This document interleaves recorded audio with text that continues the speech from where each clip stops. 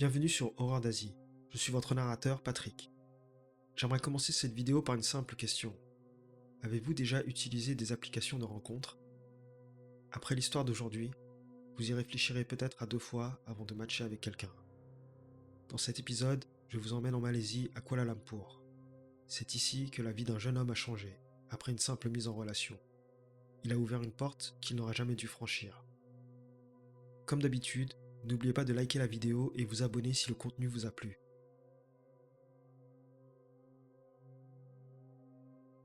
Tout commence dans la ville bruyante de Kuala Lumpur. Notre protagoniste aujourd'hui s'appelle Daniel. À l'époque, il avait 29 ans. Daniel vivait seul au 13e étage d'un immeuble ancien au centre-ville. C'est un bâtiment construit à la fin des années 90, solide en apparence. Au début, Daniel aimait bien cette isolation. Elle lui donnait de l'espace pour penser, travailler, oublier un peu le tumulte de la rue en bas. Il était graphiste freelance et travaillait de chez lui. Il pouvait ainsi passer des journées entières sans parler à quelqu'un autrement que par email ou par messagerie. Mais avec le temps, le calme s'est étiré et est devenu lourd, presque étouffant. Ses voisins ne faisaient rien pour alléger ça. La femme de l'appartement d'en face évitait toujours son regard. Le vieil homme d'à côté, lui, ne sortait jamais. La solitude s'est installée doucement, déguisée en confort. Puis, c'est devenu une habitude. Un soir, alors qu'il surfait sur son téléphone, il a vu une publicité pour une application de rencontre. Le slogan disait « Rencontrez de vraies personnes près de chez vous, trouvez des connexions authentiques ». Les mots brillaient sur fond noir comme une promesse. Sans trop réfléchir, Daniel a téléchargé l'application. Elle s'appelait Friend Link. Au début, tout semblait banal. On lui demandait son nom, son âge, une photo. Puis, chose étrange, l'application a demandé l'accès à sa caméra et à son microphone pour soi-disant améliorer la qualité de connexion. Daniel a hésité juste une seconde. Puis, il a appuyé sur « Autoriser ».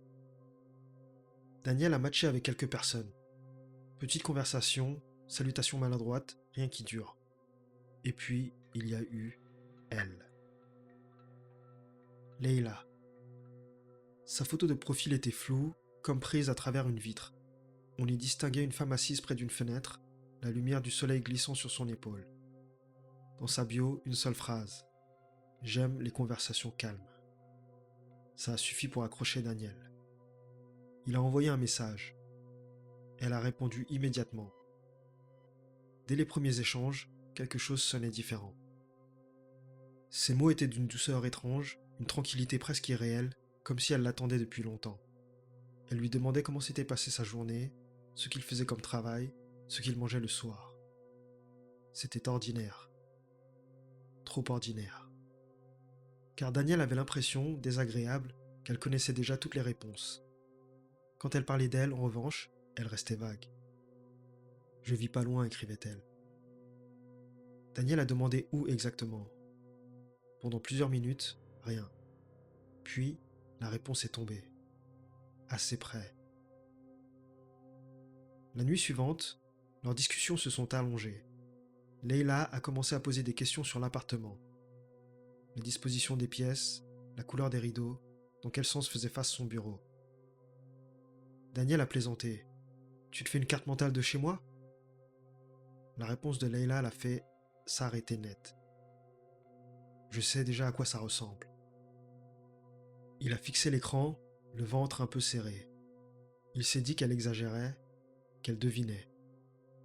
Il a voulu rire de sa propre paranoïa. Mais plus tard, Leila a mentionné une cicatrice près de sa clavicule. Une cicatrice dont il n'avait parlé à personne. Daniel a tapé lentement. « Comment tu sais ça ?» Aucune réponse pendant des heures. Puis, au milieu de la nuit, « Tu me l'as montré une fois. » Daniel ne se souvenait pas de l'avoir fait. Dehors, la ville était immobile. Les lumières de Kuala Lumpur scintillaient en bas comme des reflets dans l'eau. Cette nuit-là, il a éteint son téléphone et l'a posé face contre le bureau. Mais, allongé dans son lit, les yeux fixés au plafond, Il a juré entendre le petit son d'une notification. Il a attrapé l'appareil. Écran noir. Par-dessus, un message était là. Tu ne devrais pas m'ignorer. Les jours suivants se sont déroulés dans un brouillard de routine. Travail, café, silence. Daniel s'est accroché à des explications rationnelles. Un bug, une notification automatique, une phrase envoyée par erreur. Friendlink était toujours sur son téléphone, et malgré toutes les raisons de la supprimer, Daniel n'y arrivait pas. Chaque fois qu'il voulait désinstaller, une hésitation le stoppait. Il n'avait pas forcément envie de couper ce lien. La troisième nuit, Leila a recommencé à écrire, chaleureuse, presque joueuse, comme si rien ne s'était passé. Elle a envoyé une photo, une rue calme, bordée d'arbres, éclairée par un lampadaire jaune fatigué. Ça te dit quelque chose ? La photo ressemblait exactement à la rue au pied de son immeuble. Il s'est forcé à se dire que ça pouvait être une coïncidence, qu'elle vivait dans le coin. Il a répondu « Ça ressemble à quelque chose vers Taman Dessa ». La réponse a été immédiate. « Tu n'es pas loin. J'aime le son du vent dehors près de ta fenêtre. » Daniel a arrêté de taper. Il a tourné la tête vers ses rideaux fermés. Les lumières de la ville filtraient à travers le tissu. La fenêtre était verrouillée, tout était normal. Et pourtant, un poids s'est installé dans sa poitrine. La certitude absurde que quelqu'un, en bas, regardait exactement là où il se trouvait. Alors il a décidé de la tester. Alors, mes draps, ils sont de quelle couleur ? Il avait à moitié envie de rire nerveusement, à moitié envie qu'elle se trompe. La réponse est arrivée en quelques secondes. Gris avec des bandes blanches. C'était exact. Daniel n'avait jamais montré ça. Jamais. L'air de la pièce a changé. Plus épais, plus silencieux, comme si les murs s'étaient rapprochés. Il a demandé comment elle pouvait le savoir, et Leila a écrit « Tu me les as montrés quand tu dormais ». Daniel a relu la phrase encore et encore. Son cœur s'est accéléré. Il a éteint le téléphone, l'a reposé face contre le bureau, puis a essayé de travailler sur son ordinateur, comme pour s'accrocher au réel. Mais toutes les quelques secondes, il sentait des yeux glisser sur lui. Vers minuit, il s'est levé pour boire de l'eau. Son téléphone a vibré une fois, puis deux, puis, sans s'arrêter, une rafale de vibrations qui faisait trembler le bureau. Il a regardé. Les notifications venaient toutes de Friendlink, mais ce n'étaient pas des messages, c'étaient des images. Des dizaines. La même pièce, faiblement éclairée. Son appartement, son lit, son bureau, sa chaise. Des angles différents, comme si quelqu'un avait tourné autour de lui. Et au milieu de plusieurs clichés, sa propre silhouette endormie. Daniel a fait défiler en tremblant. Les horodatage indiquaient la veille, entre 2h et 4h du matin. Il vivait seul. Il n'avait pas de caméra. Il s'est mis à arpenter l'appartement en murmurant « Ce n'est pas possible, ce n'est pas réel ». Il a ouvert la porte d'entrée. Couloir vide. Il a vérifié les fenêtres, verrouillées. La porte du balcon, fermée. Aucun signe d'intrusion. Quand il est revenu vers le téléphone, un nouveau message s'est affiché. Tu as l'air paisible quand tu dors. Daniel a lâché le téléphone sur le bureau. Le bruit a résonné dans l'appartement silencieux. La panique a commencé à l'envahir. Il a voulu supprimer l'application, la signaler, faire quelque chose. Il a ouvert le store. Friendlink avait disparu. Plus de pages. Aucun résultat. Comme si l'application n'avait jamais existé. Pourtant, les messages continuaient d'arriver sous forme de notifications directes, sans profil. Tu me manques. Ne me ferme pas la porte. Je suis encore là. » Il a éteint le téléphone complètement. Mais, même dans le noir, l'air semblait occupé. Quelques instants après, le petit carillon d'une notification a retenti. Le téléphone, pourtant éteint, vibrait sur le bureau. Daniel a approché la main, lentement. L'écran a clignoté. Puis, un message s'est affiché en lettres nettes sur une image sombre. C'était lui, assis à son bureau, vu de derrière. « Ne te retourne pas, pas encore. » Sa gorge s'est asséchée.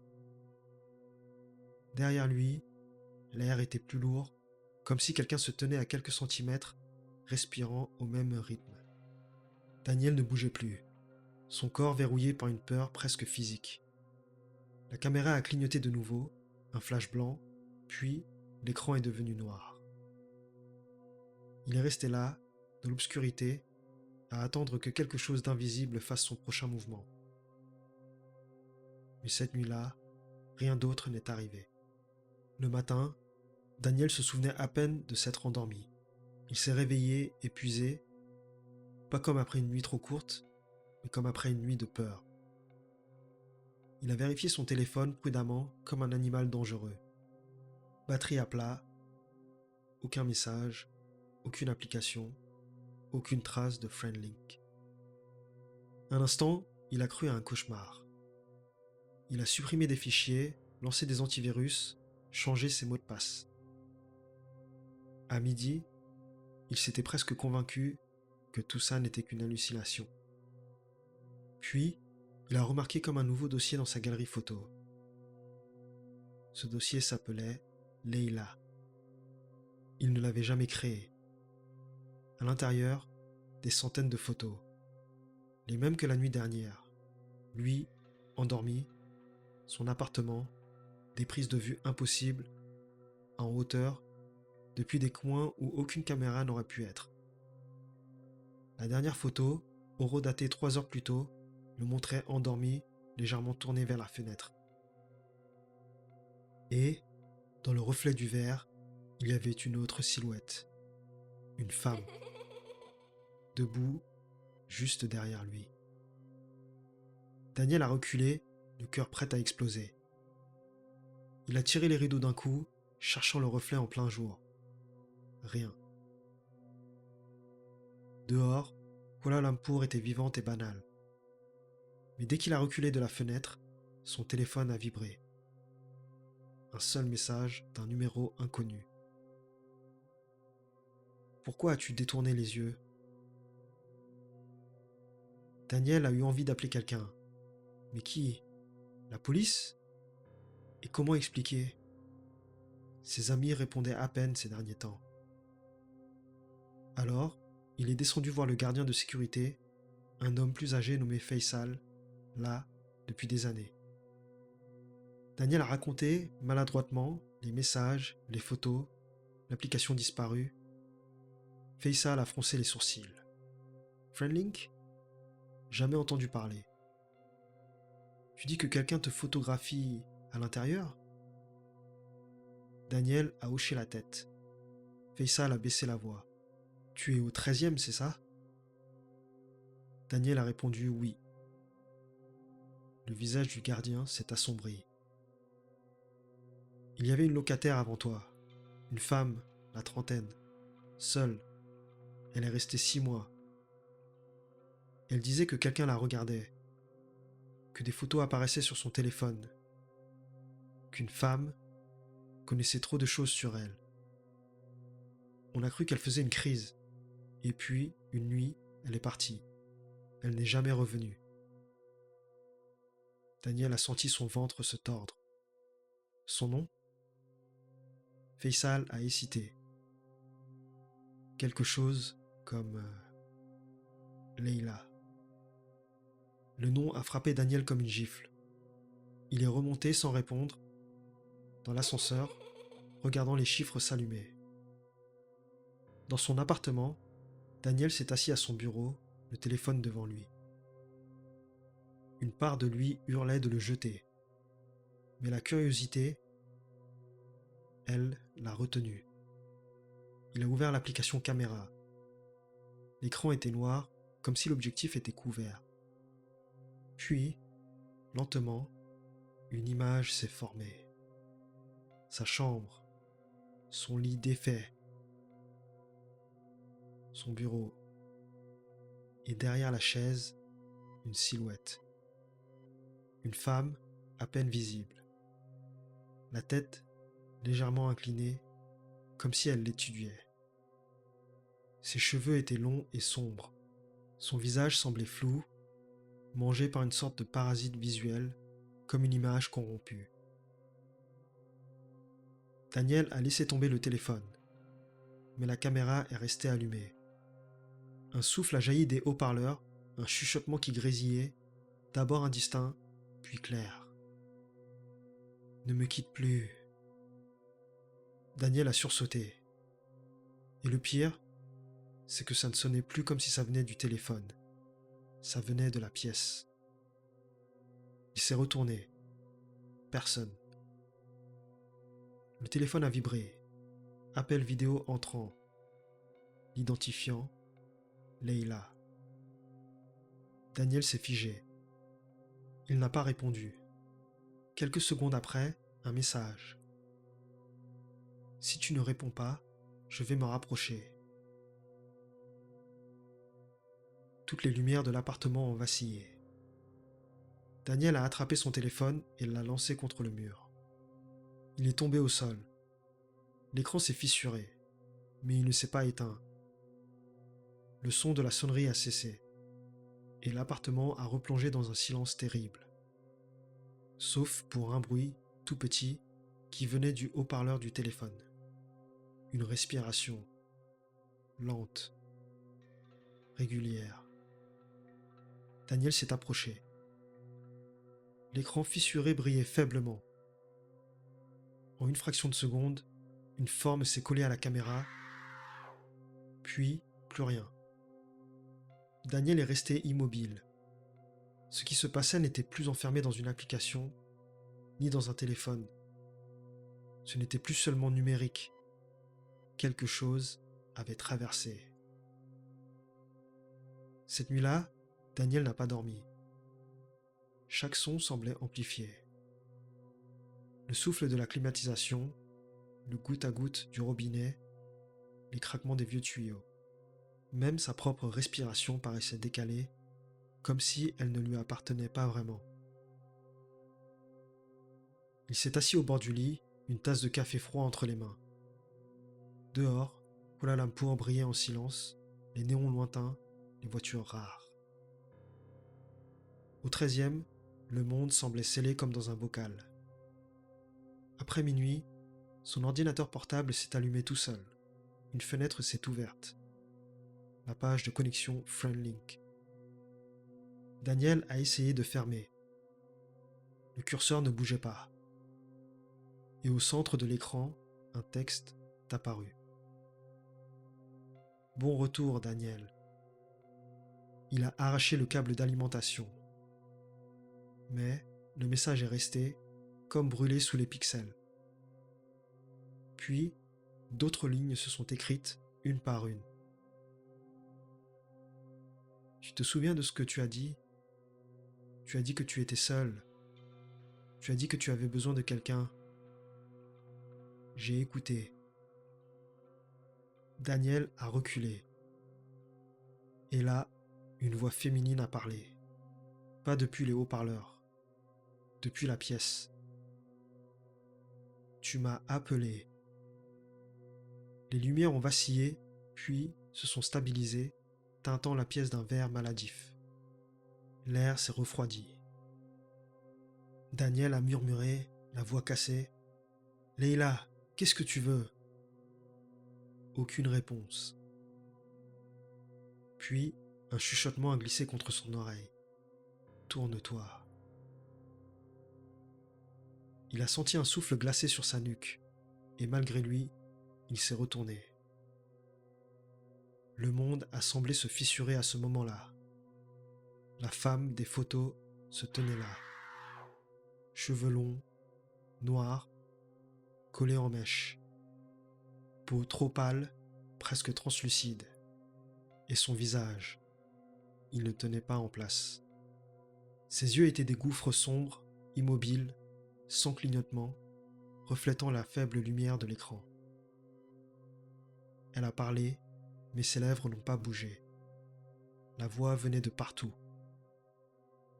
Tu voulais une connexion. Je te l'ai donnée.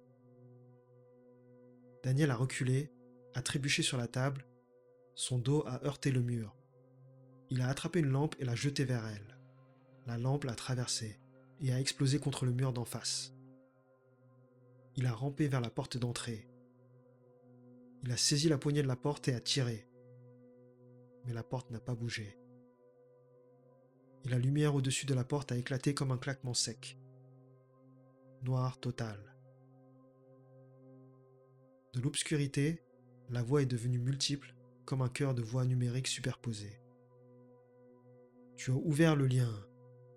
Tu m'as laissé rentrer. Puis, le silence. Daniel tremblait. Il ne voyait rien. Mais il était certain d'être observé depuis chaque angle, chaque ombre, chaque reflet. Quand le matin est revenu, la lumière filtrait faiblement à travers les rideaux. Pendant quelques secondes, Daniel n'a pas bougé. Puis, il s'est redressé. La pièce était ravagée. La lampe en morceaux, la chaise renversée, l'ordinateur portable au sol, l'écran faiblement allumé. Son téléphone gisait près du lit, fissuré. Pourtant, il clignotait. Daniel l'a ramassé. L'écran s'est allumé immédiatement, sans code. Il a ouvert les messages. Des dizaines de nouveaux messages, tous de Leila. La plupart répétaient « Tu m'as laissé entrer ». Mais le dernier disait « Maintenant, tu comprends pourquoi je t'ai trouvé ». Daniel a fait défiler leurs anciennes conversations, espérant un indice. Et là, il a compris. Les anciens messages avaient changé. Ce qu'il se rappelait avoir écrit n'existait plus. À la place, l'historique montrait « Je n'arrive pas à dormir. J'entends quelqu'un respirer quand je suis seul. Si quelqu'un est là, s'il vous plaît, répondez. » Et les réponses de Leila n'étaient plus une discussion. C'étaient des échos. Je suis là. Je reste. Tu n'as pas besoin d'être seul.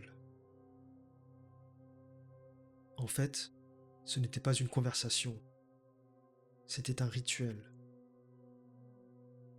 Faisal avait parlé d'une femme avant lui, qui avait les mêmes plaintes, qui parlait des mêmes photos, qui parlait du même nom. Alors, peut-être que Leila n'était pas une personne. Peut-être que c'était quelque chose qui voyageait par le lien lui-même, par l'acte de tendre la main, de chercher quelqu'un. L'ordinateur a clignoté. Sur fond noir, du texte s'est mis à apparaître, comme tapé par des doigts invisibles. « Tu comprends maintenant ?» Daniel a demandé, la voix tremblante. « Qu'est-ce que tu es ?» La réponse est arrivée immédiatement. « J'étais comme toi. J'attendais que quelqu'un me remarque. Maintenant, j'aide les autres à ne plus être seuls. » L'écran a bugué. Le reflet de Daniel s'est étiré et déformé sur le verre. Et sous le texte, un visage a commencé à apparaître. Celui de Leila. Cette fois, son expression n'était pas monstrueuse. Elle semblait triste. Ses yeux étaient sombres, fatigués, fixés droit sur lui. Et sa voix, fragile, presque humaine, a tremblé dans l'air. Je suis morte dans cette pièce. Je voulais partir. Je voulais parler à quelqu'un. Je pensais que l'application me permettrait d'atteindre quelqu'un dehors. Et dès que quelqu'un la téléchargeait, je trouvais un chemin. Son image vacillait comme si elle se battait pour rester. Tu as continué à me parler, tu m'as invité, tu m'as donné la permission. Daniel a demandé « Qu'est-ce que tu veux de moi ?» Et elle a répondu simplement « Tu as demandé à ne pas être seule. » Tu veux partir ? Daniel a avalé sa salive. Oui. Alors quelqu'un d'autre doit t'inviter dehors. Et c'est là que Daniel a compris. Pour que quelqu'un s'en sorte, un autre doit entrer. C'était un échange.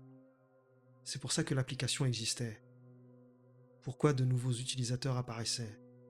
Pourquoi le rituel recommençait ? Son téléphone a vibré. Une notification. Friendlink était revenu. Le logo brillait faiblement. Nouvel utilisateur à proximité. Sophia, à 1,3 km. Daniel s'est effondré. Le cycle recommençait.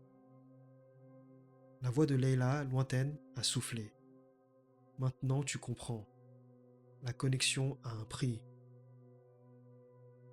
Et soudain, téléphone et ordinateur se sont éteints. Le silence est revenu. Daniel s'est regardé dans le reflet noir de l'écran. Quelque chose n'allait pas. Son reflet a esquissé un sourire. Notre récit se termine là aujourd'hui. D'après vous, qui ou quoi était Leila ? Un fantôme ? Et surtout, qu'est-il arrivé à Daniel à la fin ? A-t-il été aspiré par l'application ? N'hésitez pas à me laisser un commentaire. Merci d'avoir regardé la vidéo et je vous dis à la prochaine.